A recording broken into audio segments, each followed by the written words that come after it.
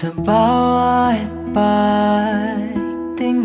So, nandito tayo ngayon sa place kung saan magaganap yung isa sa mga pinakamahalagang moment ng buhay namin ni Mika.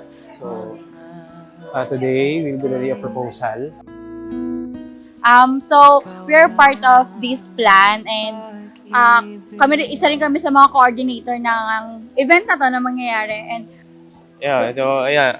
Wish namin sana maging successful to, no? yes, And expect namin magiging yun nga marami ring masu-surprise. Kasi nga especially si Ate Mika. And Oo. alam ko, sobrang magiging masaya ka sa mangyayari na to. Ayun, kinakabahan ako. Kinakabahan talaga ako para sa'yo.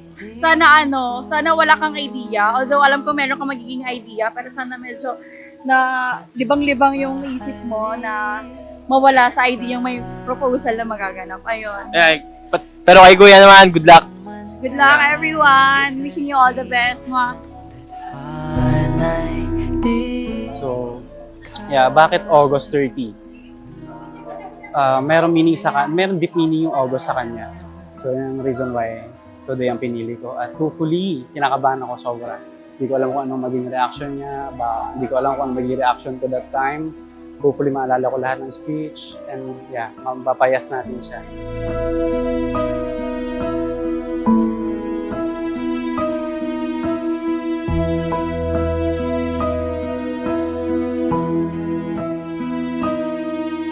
Sa bawat panghuhusga, sa mga oras ng sarili ay wala. Ikaw lamang ang tanging kalma.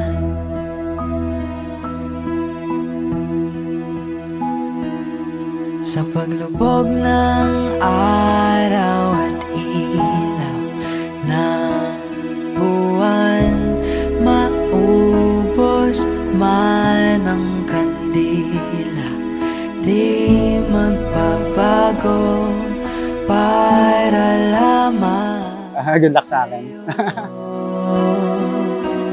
ang awiting ito.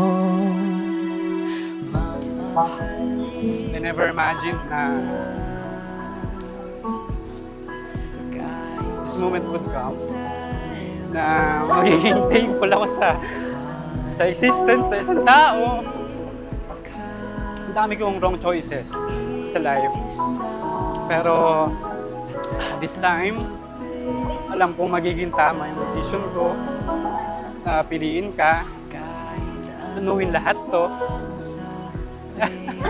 Nagpapasalamat ako na dumating ka sa buhay ko. Sobrang saya ng pagdating mo. Na dumating ka sa time na nasa lowest ako. Dumating ka sa time na kailangan kita. In front of your families.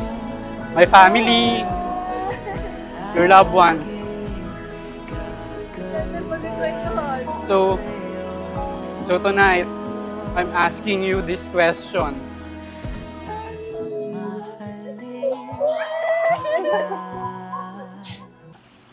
Patricia, Micaela, Bukerin,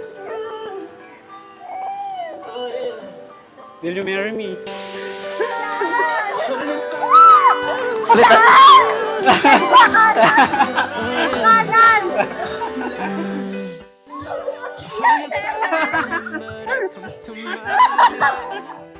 When I think of all the years I wanna be with you, wake up every morning with you in my bed.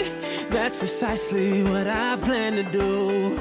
And you know one of these days when I get my money right, buy you everything and show you all the finer things in life. We'll forever be in love, so there ain't no need to rush. But one day I won't be able to ask you loud enough. At ang message ko, matagumpay na kanilang pagsasama. At ang lahat ng ito ay nakikita kong may magandang mangyayari congratulations sa inyong dalawa. At alam ko soon, malalagay na kayo sa tahimik. At be strong lang at magmahalan kayong lagi. At maging masaya sa buhay. Salamat sa couple, si Tyron at saka si Micaela. Salamat sa buhay niyo. Salamat kay Lord sa buhay niyo.